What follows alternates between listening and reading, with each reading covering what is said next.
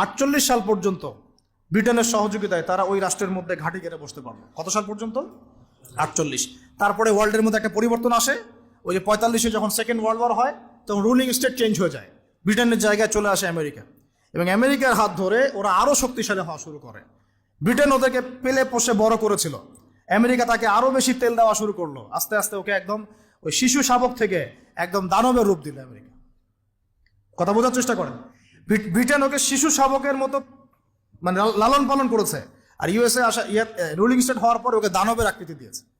সব ধরনের support, economic support, political support, geopolitical support, মিডিয়ার সাপোর্ট, প্রযুক্তির সাপোর্ট, পারমাণবিক ওয়েপন্স, এভরিথিং তারা প্রোভাইড করেছে। করে 48 থেকে নিয়ে এই যে এখন 23 পর্যন্ত দফায় দফায় 4টা বা 5টা বড় বড় যুদ্ধ হয়েছিল। মনে আছে আপনাদের এগুলো হিস্ট্রি? 4টা 5টা ওয়ার হয়েছে। কারেন্ট অ্যাফেয়ার্স গুলো পড়ে দেখেন, আপনারা পাবেন 4টা 5টা দফায় হয়েছে, কিন্তু কোনোটাতেই মুসলমানরা আর পেরে ওঠে নাই। লাস্ট এই 100 বছরে মুসলমান আর পেরে ওঠে নাই। 5টা 6টা রাষ্ট্র মিলে একা তার সাথে লড়তে পারে নাই। সে একা 5-6টা রাষ্ট্রের এগেনস্টে লড়েছে।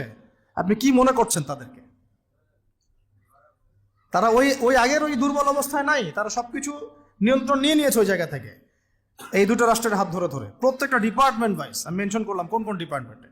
তারপরে আস্তে আস্তে যখন ইন্তেফাদা শুরু হলো 80 দশকের দিক থেকে, 83, 87, 94, এই করতে করতে 1993-তে অসলো শান্তি চুক্তি হয়েছিল। আপনারা পড়ে দেখেন। দ্বিজাতি, এর আগে আবার দ্বিজাতি নীতি হয়েছে, ইত্যাদি ইত্যাদি। দ্বিজাতি নীতি মুসলমানরা কখনো মানে নাই। কেন আমরা দুটো রাষ্ট্রনীতি মানবো? ওটা আমাদের জায়গায় আমাদের এক রাষ্ট্রনীতি থাকবে। তোমরা এখানে বাইরে থেকে উড়ে এসে জুড়ে বসছো, এখান থেকে তোমরা চলে যাবা। তোমরা উড়ে এসে জুড়ে বসছো, তোমরা চলে যাবা। আমরা কেন এটাকে ভাগের নীতিতে যাবো? মুসলমানরা যায়নি কখনো। অসলো শান্তি চুক্তির পরে যখন মুসলমানদের মধ্যে নমনীয়তা আসলো, তখন সৃষ্টি হয়েছে। এটা এখন হয়নি, 1993-তে 1994-এ হয়েছে, 1994 সালের দিক থেকে। তারপরে আস্তে আস্তে আস্তে আস্তে ওরা শক্তিশালী হওয়া শুরু করলো, এবং চতুর্দিক থেকে ইয়েমেনের সাপোর্ট, এদিকে ইরানের সাপোর্ট, কিছু কিছু ক্ষেত্রে আরব কান্ট্রিগুলোর সাপোর্ট, কাতার, কুয়েত, আবুধাবি, লেবানন, জর্ডান, এদের সাপোর্টে আস্তে আস্তে ওরা ওই জায়গাটুকুর মধ্যে তাদের কার্যক্রম পরিচালিত করতে থাকলো। মূলত তারা মূল বিষয়টা হচ্ছে ওই জায়গাটুকু বাদ দিয়ে বাকি সব জায়গায় তারা দখল করে ফেললো। আদতে সব জায়গায় পরাধীন, শুধু ওই জায়গাটা এখন পর্যন্ত স্বাধীন। কথা কি বুঝতে পারেন নাই? আদতে এই লাস্ট 100 বছরে তারা আরবের উপর নিয়ন্ত্রণ নিল। মাত্র এই 90 বছরে তারা মোটামুটিভাবে 80 থেকে 85% জায়গা দখল করে ফেললো। এদিকে পশ্চিম তীর বাদ দিয়ে আর গাজা বাদ দিয়ে বাকি থাকলো অল্প কিছু ল্যান্ড। এই ল্যান্ডটুকুর মধ্যে মুসলমান ভাইরা তাদের কাছে যা আছে এটা দিয়ে প্রতিহত করা শুরু করলো। দফায় দফায় দফায় দফায় প্রত্যেক বছর রমজান মাসে হামলা হচ্ছে, মসজিদ থেকে বের করে দেওয়া হচ্ছে। এখন তো দেখছেন নতুন করে হিস্ট্রিগুলো আবার মানুষের স্মৃতিতে আসছে। আমরা খুব ইতিহাস বলা জাতি, ইস্যু পাগল জাতি। একটা ইস্যু সামনে আসলে আমরা তখন চর্চা করি, তারপর আমরা ভুলে যাই আবার। ঠিক আছে, আমরা কনফারেন্স করলাম, অনেক কিছু করলাম, লেখালেখি করলাম, ফেসবুক কাঁপাই দিলাম, দেখেন আস্তে আস্তে সব ঠান্ডা হয়ে গেছে আবার। আমরা হচ্ছে এরকম একটা জাতি। এই কারণেই আমাদের স্মৃতিতে যেন এটা জীবিত থাকে, এই জন্য প্রত্যেকটা লেকচারের মধ্যে আল-আকসা ইস্যু আসা উচিত। কেন? কারণ এটা আমাদের ফাইনাল ডেস্টিনেশন। কেমন করে বোঝাচ্ছি, এখান থেকে শেষ করে দিব 2 মিনিটে। এই যে তারা পুরো জায়গাটার উপর এত জুলুম করলো, এবং মুসলমানরা তাদের জান মাল সময় শ্রম দিয়ে সর্বোচ্চ শক্তি দিয়ে প্রতিহত করার চেষ্টা করলো। আপনাদের কি মনে হয় কতগুলো মুসলমান মারা গেছে? আমি আপনাদেরকে একটা পরিসংখ্যান বলে দিই। প্রতিদিন গড়ে 2.5 জন করে, প্রতিদিন গড়ে 2.5 জন করে মুসলমানকে মারা হয়েছে। কত লক্ষ দিনী বোনকে উঠানো হয়েছে তার ঠিক নাই। কত ভাই কারাগারে এখন নির্মম নির্যাতন সহ্য করছেন ঠিক নাই। কতজনকে গুপ্ত হত্যা করে মারা হয়েছে ঠিক নাই। কতগুলো বাচ্চাকে মারা হয়েছে তারও ঠিক নাই। লাস্ট 1 মাসে যদি আপনি দেখেন 20,000 সামথিং, লাস্ট 1 মাসে 20,000 সামথিং, তাহলে আপনি হিসেব করে নেন যে লাস্ট 100 বছরে কত। এরপরেও এগুলো নিয়ে প্রশ্ন তুলছে কিছু মানুষ যে তারা ভুল করছে, তাদের প্রতিহত করা ঠিক হচ্ছে না, পাগলের কাজ করছে, কুকুরের মতো ঘেউ ঘেউ করছে, সহি হচ্ছে না, আকীদা ঠিক নাই, ওদের পদ্ধতি ঠিক নাই। আমি মানে এত বেশি ফেড আপ এই কথাগুলোতে যে এগুলো মুখে উচ্চারণ করতে আমার লজ্জা লাগে, এখন ঘৃণা লাগে, লজ্জা লাগে, বলতে ইচ্ছা করে না। মানুষ নির্লজ্জতার অতল তলে যাওয়ার পরে এই কথাগুলো বলতে পারে। এরকম সিচুয়েশনে মানুষ বলতে পারে যে মূর্তি পূজা করে না, ওরা উন্নতি করছে। হ্যাঁ, কে বলেছে ওখানে যুদ্ধ করছে, ওরা তৈরি করা পাগলের কাজ করতেছে, কেন প্রতিহত করবে, কি আছে ঢাল তলোয়ার? ওরা কি মোতার যুদ্ধের হিস্ট্রি জানে না? যে 3000 সৈন্য নিয়ে আমরা 2 লক্ষ সৈন্যকে প্রতিহত করেছি, তখন কুফু ইনসাফের কথা আসে নাই কেন?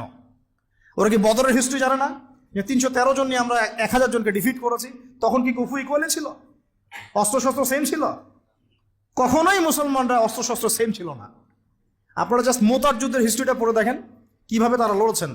তো এখন এগুলো বললে অনেক কথা, মূল কথাটা হচ্ছে ওদের উপর যে পরিমাণ জুলুম নির্যাতন মুসলমানদের উপর হয়েছে, এতে তারা বাধ্য হয়েছে এই পথে যেতে। যখন দেয়ালে মানুষের পিঠ থেকে যায় তখন মানুষের এটা করতে মানুষ বাধ্য হয়। তারপরে ডে বাই ডে যখন চোখের সামনে বাচ্চার রক্ত, ভাইয়ের রক্ত, বোনের ইজ্জতের মানহানি তারা দেখবে, কোনো মুসলমান চুপ করে বসে থাকতে পারে না। একজন বোনের ইজ্জতের বদলে নবী সাল্লাল্লাহু আলাইহি ওয়াসাল্লাম কি করলেন? পুরো বনু কাইনুকাকে উৎখাত করলেন। একজন রাষ্ট্রদূতকে হত্যা করার অভিযোগে নবী সাল্লাল্লাহু আলাইহি ওয়াসাল্লাম 2 লক্ষ রোমান সৈন্যের এগেনস্টে 3000 সৈন্য পাঠাই দিলেন। কই মুসলমানরা তো কখনো এরকম করে চিন্তা করে নাই? ওদের 1000 হলে আমারও 1000ই হতে হবে। আর আমরাই তো ওদেরকে একা ছেড়ে দিলাম। এখানে আশপাশের আরব রাষ্ট্রের ভূমিকা কি? পুরো বিশ্বের মুসলিম রাষ্ট্রগুলোর কি ভূমিকা? তেল বয়কটের কি ভূমিকা? পণ্য বয়কটের কি ভূমিকা? ঐক্যবদ্ধ সামরিক বাহিনী গঠনের বিষয়ে আমরা কতটুকু তৎপর? আমরা যারা নিউক্লিয়ার মিসাইলস বিলং করি তারাই বা কতটুকু এদেরকে হেল্প করেছি? আমরাই বা আমাদের দায়িত্ব কতটুকু পালন করেছি? এখন যাদের কিছুই নাই, শেষমেশ ঢাল তলোয়ার নিয়ে লড়তেছে, ওদেরকে আপনি আঙুল তুলে আন্ডারস্টিমেট করতে যাচ্ছেন? নির্লজ্জ হলে এটা করতে পারেন। যখন আপনার লজ্জা থাকবে না, একটা হাদিস আছে, ইদা লাম তাস্তাহি ফাসনা মা শিত, যখন তোমার লজ্জা বলতে কিছুই থাকবে না, যা ইচ্ছা তাই করতে পারো। এখন এই পর্যায়ে আসছেন আপনারা, আল্লাহ পাক আপনাদেরকে হেদায়েত দান করুন। জাতি পুরো স্পষ্ট। আমি একটা কথা বারবার বলি, আল্লাহ পাক কিছু কিছু ইস্যু পৃথিবীতে নিয়ে আসেন কাফের, ফাসেক, মুশরিক, মুনাফিক এবং মুমিন আলাদা করে দেওয়ার জন্য। এই আল আকসা ইস্যু হচ্ছে সেই ইস্যুগুলোর মধ্যে সবচেয়ে বড় ইস্যু। এখন এই অবস্থা চলতেছে, কিন্তু এটা দীর্ঘস্থায়ী হবে না ইনশাআল্লাহ। কারণ আমরা জানি এটা চলতে থাকবে কতক্ষণ পর্যন্ত জানেন? যতক্ষণ পর্যন্ত না তাদের প্রতিশ্রুত মাসিহ, যাকে তারা হত্যার চেষ্টা করেছিল, মনে আছে ঈসা আলাইহিস সালাম, তাকে হত্যা করার চেষ্টা করার কারণে আল্লাহ পাক ওদেরকে এমন একটা আযাব দিবেন, যে আযাবটা হচ্ছে মাসিহের হাত দিয়ে। কার হাত দিয়ে? এবং আমরা এটা জানি যে মুসলমানদের এই দুর্দশা চলতে চলতে একজন নেতা আল্লাহ পাক নিয়ে আসবেন, যার নাম আল মাহদি, যার নেতৃত্বে ইনশাআল্লাহ তাআলা মুসলিমরা আবারও বিশ্বে ওই জায়গায় যাবে যে জায়গায় ছিল তারা আগে। ইমাম হুসাইন রাদিয়াল্লাহু আনহুর আনফিনিশড জবটা তিনি পূরণ করবেন। এবং এই যে আমি কতজন বীর পুরুষের নাম বললাম, ওই জায়গা উদ্ধার করা, বাইতুল মুকাদ্দাস জয় করা, বাস্তবায়ন করার জন্যই আল মাহদির মতো নেতৃত্ব আল্লাহ পাক নিয়ে আসবেন ইনশাআল্লাহ। এটা সামনে আসবে। কত সালের মধ্যে কত কি আমরা জানি না, এগুলো আমরা কোনো এস্টিমেটও করতে পারবো না। কিন্তু আস্তে আস্তে বিশ্ব ওইদিকে যাবে, এটা নিশ্চিত। এটা নিশ্চিত বিশ্ব ওইদিকে আস্তে আস্তে যাচ্ছে। এবং ওরাও এত সহজে ছাড়বে না। ওরা এতটুকু জায়গায় চাচ্ছে না, পুরো হোলি ল্যান্ডটা চাচ্ছে। আমি প্রথমে বলেছি, পুরো হোলি ল্যান্ডটা ওরা দখল করতে চাচ্ছে। তো এখন ওরাও ওই মিশনে আগাবে, মুসলমানরাও তাদের মিশনে আগাবে। এই কনফ্লিক্ট চলতেই থাকবে। ওদের জুলুমও বাড়তে থাকবে, মুসলমানদের প্রতিহত করার প্রক্রিয়াও বাড়তে থাকবে, শহীদদের সংখ্যাও বাড়তে থাকবে। ওই জায়গা বরকতময়, ওখান থেকে আল্লাহ পাক বেশি বেশি শহীদ নেবেন ইনশাআল্লাহ। এবং একটা পর্যায়ে দেখবে মুসলমানদের এই পালাটা ঘুরে যাবে ইনশাআল্লাহ। এবং যখন মুসলমানদের ইমান ঠিক হবে, আমল ঠিক হবে, জাজবা ঠিক থাকবে, আখলাক ঠিক হয়ে যাবে, তাসকিয়া ঠিক হয়ে যাবে, রিজিক ঠিক হয়ে যাবে, নেতৃত্ব ঠিক হয়ে যাবে, ইমারা জামাগুলো গড়ে উঠবে, ঐক্য চলে আসবে, তখন দেখবেন আবার মুসলমানরা শক্তিশালী হবে ইনশাআল্লাহ। এবং এই কাজগুলো করার জন্য আল্লাহ পাক আল মাহদিকে পাঠাবেন। তো উনি আসবেন বলে আমরা হাত গুটে বসে থাকবো এমনও না বিষয়টা। আমরা আমাদের সময় যা করার তাই করবো, উনি আসলে এটা হবে, তাই বলে রাখলাম। আল্লাহ রাব্বুল আলামিন তখন ঈসা আলাইহিস সালামকে পাঠাবেন এই সিরিয়ার দামেশকে। তাকে দেখা মাত্রই সে লবণের মধ্যে গলতে শুরু করবে, শেষ গন। তার আগে সে এই পুরো বিশ্বটাকে চষে বেড়াবে 40 দিন। বিশ্বের এমন কোনো জায়গা বাদ থাকবে না। তার মানে আমাদের দেশেও সে আসতে পারে। নবীজি তো বলেছেন, পৃথিবীতে এমন কোনো জায়গা বাকি থাকবে না যেখানে সে তার দাপট দেখাবে না। শুধুমাত্র 2টা জায়গায় সে ঢুকতে পারবে না, একটা হচ্ছে মক্কা, একটা হলো মদিনা। আচ্ছা, ওইটা নিয়ে আমরা আরেকদিন কথা বলবো ইনশাআল্লাহ। আজকে এই পর্যন্ত।